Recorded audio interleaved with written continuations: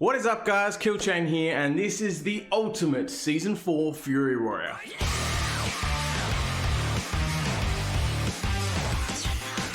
This video will serve as an easy guide on how to become the most giga of the chads among Fury Warriors, no matter which pillar or pillars of content you prefer. So while having a Covenant maxed out at 80 allows you to easily swap between Covenants on a whim, and leveling Covenants is easier than ever, there is still something to be said about the convenience of having one lovely Covenant that is literally bis as fuck when it comes to all aspects of gameplay.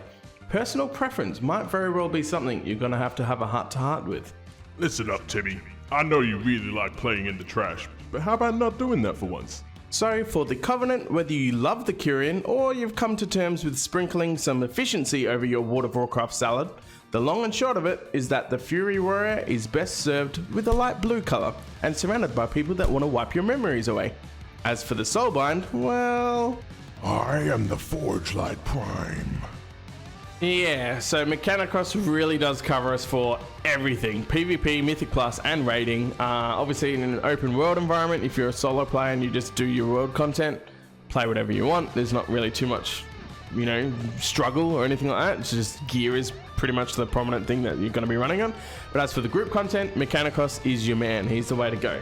So let's run over to the Forge of Bonds here real quick as well. Keep in mind there is a Forge at your Covenant Sanctum as well as in Zereth Mortis now. So it's actually really easy to find a place to be able to swap conduits. And more importantly, there's no more conduit energy, which means we can swap on a whim. There's no cooldown, there's no penalty. It's a way easier to micromanage how your setup wants to function. So you'll notice to begin with, this is going to be my PvP setup, but we'll run over the raiding and Mythic Plus as well. We pretty much will hug the left the entire time. We pick up Forge Light Filter, a bit of a lazy talent, but we're getting the potency conduit anyway. So the Forge Light Filter just auto casts our Vial for us at 35% health. Yay, cool, fine. Again, irrelevant choice here, but fall damage versus just less cost on our armor repairs. Fall damage is pretty much all irrelevant in any actual scenario, so why not just have a cheaper experience? Again, hug left because we want the potency anyway. Soul Steel Clamps. Sort of useful in a potential PvE environment if you accidentally stand in the bad and get stunned or anything. Cool, last 15% less time or anything like that. Stun and incapacitate reduction. Even in a PvP environment, for example, you Spear of Bastion, lock someone down that you're bursting, you get to stay still and whack them away, and it helps reduce incoming stuns if someone else is trying to peel for them. Arena, for example, at the start of the match while you're waiting for the gates to open, you're standing still, so again it just helps reduce any quick burst out of the gate openers from rogues or anything like that that might be coming on you with a cheap shot or anything. It's sort of just helpful. Like I said, we're running the potency conduit regardless, so you pick it up, but there are some use cases for Soul Steel Clamps that it's beneficial. Another potency conduit, again hugging left, Soul Glow Spectrometer, a little bit extra damage compared to reactive retrofitting, which is just a damage shield basically. You want extra output, and it helps us pick up the additional endurance conduit, which is very potent as well, so happy days. As for the actual choices, like I said, this is my PvP setup. So specifically, I'm running Safeguard instead of Inspiring Presence.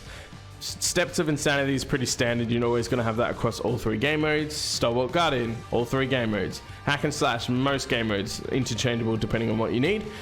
Piercing Verdict, again, interchangeable with Hack and Slash or whatever you need. For example, Merciless Bone Grinder for Mythic Plus. Condensed Atmosphere across every fucking aspect as well. It's a pretty stock standard conduit to go for endurance. Now, in the case of Safeguard, very potent for PvP because again, an intervene target getting 19% damage reduction is huge. If I was to swap, for example, for a raiding encounter, I would put in Inspiring Presence instead. Happy days. This would be my raid setup. Hack and Slash, again, just more pumping out Raging Blow. Combine that with your tier set. Huge, awesome, very strong, very powerful. Allows for big damage and a lot of rage generation for more rampages as well. Easy, happy days. It's a constant feedback loop of more rampages, more raging blows. You get the idea. Piercing Verdict, again, the extra potency slot in the case of running, for example, Merciless Bone Grinder for Mythic Plus. If I was to change to Mythic Plus, I would simply swap out Hack and Slash and chuck in Merciless Bone Grinder. Very powerful for AoE environments, which obviously Mythic Plus is predominantly focused around. And the piercing verdict choice, you could have run hack and slash in that slot. However, I would suggest piercing verdict for the following reasons. One, we're starting to get towards the end of expansion, which means our haste levels are starting to go up naturally over the length of time. As part and parcel of that as well, Season 4 specifically has this Shrouded affix above Mythic Keystone 10 and higher, right? Which means you get to pick a stat that you get for every Shrouded NPC that you kill. So most people are running haste. As a part of that, literally even by halfway through the dungeon, you've already got an extra 6 or 8% haste as you go through. And yeah, it just means you'll never really have any downtime where you're stuck with nothing to do. Hack and slash was very useful for that situation because it helped fill in the gaps by proccing extra raging blows. Honestly, piercing verdict with the extra damage and rage generation is far better option in an AoE environment, but where you don't need hack and slash to help fill in the gaps because there's nothing to do at that particular time. This is your Mythic Plus setup that's very strong.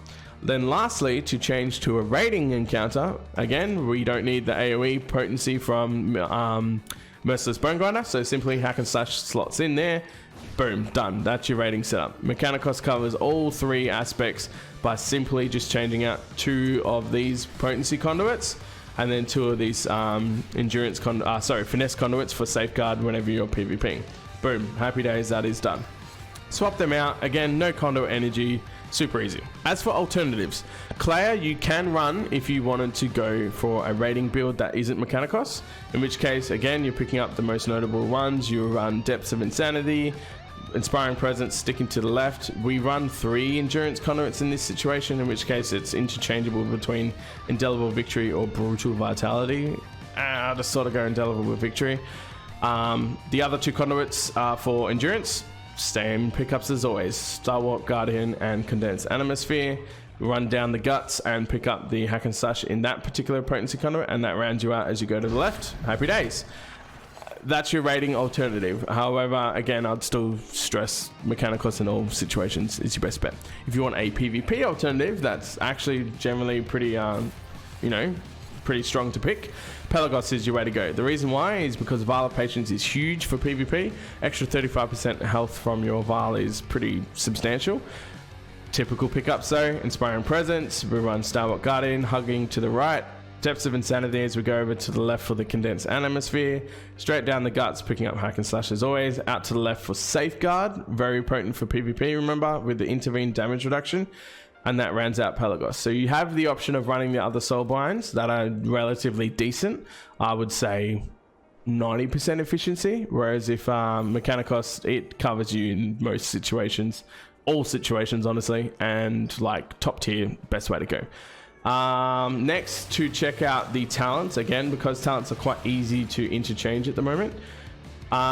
This is currently, what am I looking at? Anyway, this is my rating one. So again, in a single target environment, sudden death, double time, frenzy. This can be changed with massacre. Let me move over to the rested area. You can swap out frenzy and massacre. However, because my haste levels are a little bit low, they're decent, but I'm still not quite where I'd like to be. I find for raiding frenzy is the way to go. Again, you can sim this massacre if you really want to. It depends on the fight as well. Like there's different, execute phases that might be more beneficial, but so far I'm simming and I prefer running the frenzy for now. War Paint and Cruelty, never changing them. Dragon's Roar and Reckless Abandon. When you do run Reckless Abandon, very powerful for a single target environment. Do keep in mind though, when your Raging Blow changes to the Crushing, whatever it's called, I can't remember the change of name, but the Empowered Raging Blow makes you charge. And one thing I had to get used to was sometimes when I would have Reckless Abandon up because of running the Recklessness, and even if it procs from your 4-set tier, where you've procced the few seconds of Recklessness from the tier set, and that means your Reckless Abandon's kicked in, the Raging Blow will charge you. And there's been a few times where it will be like at a time of run away from the boss because he's doing a big AoE, think something like Sludge Fist or something like that, where you have to run away from the boss. And as I'm running out, I'll be Raging Blow and it's charged me back in and I've died. So little things like that you need to start being smart and aware of when you are running Reckless Abandon, because it can be a detriment. But obviously in terms of damage output, it's phenomenal. This is your PvE single target setup for raiding. All right. Now, if I was a Mythic Plus and running something like that, or even a raiding environment where there's a lot of ad cleave going on, you can swap out Bladestorm and swap in Anger Management. So Dragon Tour on Reckless Abandon or Bladestorm and Anger Management. Again, as your PvE Mythic Plus environment, Sudden Death is swapped with Fresh Meat. The reason why is because Fresh Meat allows us to keep Enrage up pretty much or constantly, because every new target, new Bloodthirst, in a Mythic Plus, obviously there's targets everywhere, right? You're doing big AoE pulls, so you can just tab target between them all, keep up Enrage. It also means that when you're doing your big burst AoE, you just charge in at the target, do your initial Bloodthirst, and then straight away you can go Spear into Recklessness, Bladestorm, the full big AoE wombo combo. Again, in a Mythic Plus environment, it's probably worthwhile picking up Stormbolt, just quietly, honestly. Massacre and Frenzy, again, completely interchangeable in a Mythic Plus environment. You won't get as much value out of Frenzy, honestly, but as you start getting up higher keys, you will. Because obviously mobs last a lot longer, so you're not constantly changing targets between them all.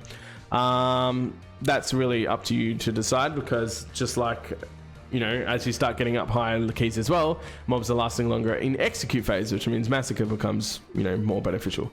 Really up to you. Again, because of the Season 4 affix, sometimes Massacre ends up being better because you just start getting that much higher haste levels from the Shrouded affix that the Frenzy increased haste is probably not really worth it. Whereas extra uptime on execute, sure, that'll be the best way to go. Warpaint, Cruelty, and Bladestorm and Anger Management, again, because it's heavy AoE focused, 100% this is what you're going to run for the last 4. And that is your Mythic Plus talent loadout. Now for PvP, again, simple swap back to Sudden Death. We run Stormbolt as always. Frenzy, because you basically just stick and gun it on a target, so more haste uptime there. That synergizes, for example, with, where is it, Slaughterhouse. Rampage reduces the healing, stacks up to 8 times. So obviously you kind of want to, you can do target swaps, but the whole point is you, once you've swapped to target, this is your kill guy, you're pump and dump all the rampages, get their healing reduction stacked up nicely, increases your haste for it as well, and happy days. You do want to run Bladestorm because that'll get you out of roots, good for AoE cleave, everything like that.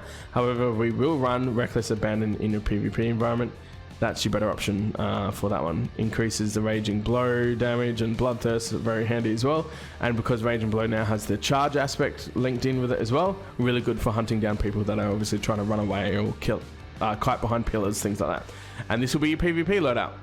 As for the PvP talents, Slaughterhouse, because we need the healing reduction. Battle Trance means that as you're dumping all the Raging Blows, you're going to be doing some healing back. Very strong because, again, with tier set, Raging Blow is all the rage, excuse the pun.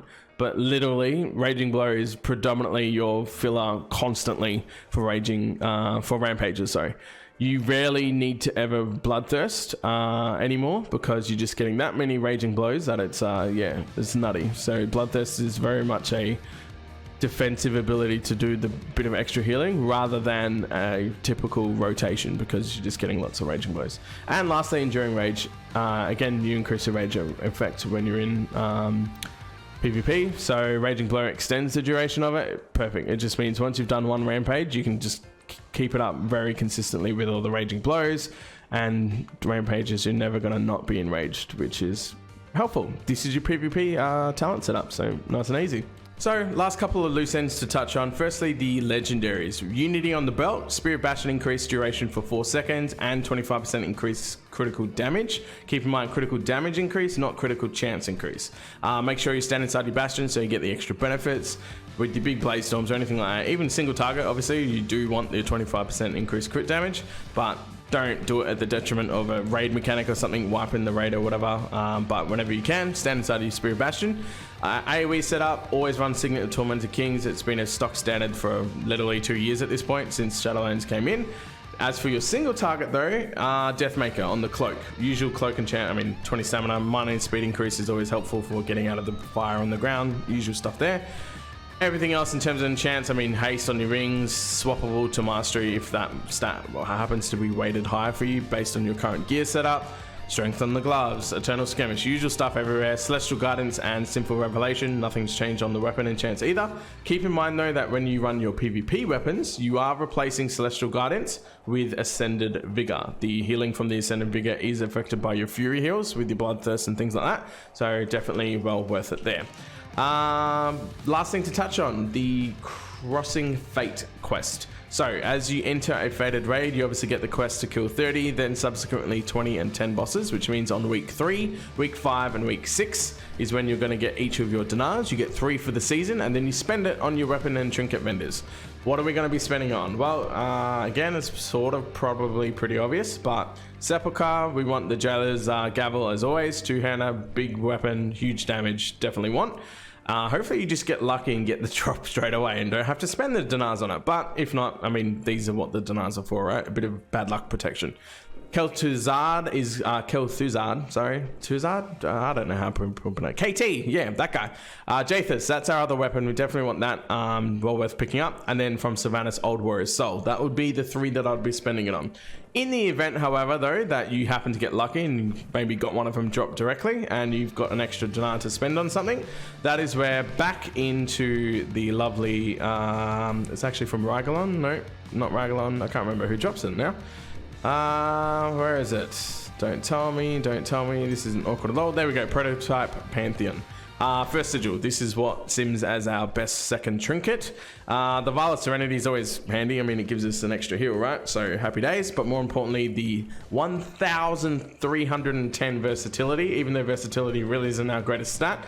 Yeah, that's a very, very large increase to versatility. So First Sigil will be our 4th ideal spending on what trinket we want. And so if you do get lucky on one of the other drops, then by all means, this is what you'll be spending your 3rd dinar on. Yeah, apart from that, thanks very much for watching. I'm probably quite keen to do something similar, maybe with a Frost DK and see other melee specs that I enjoy playing as well. Make a bit of a guide like this. Hope you enjoyed it. Thanks very much for watching, and I'll catch you guys next time.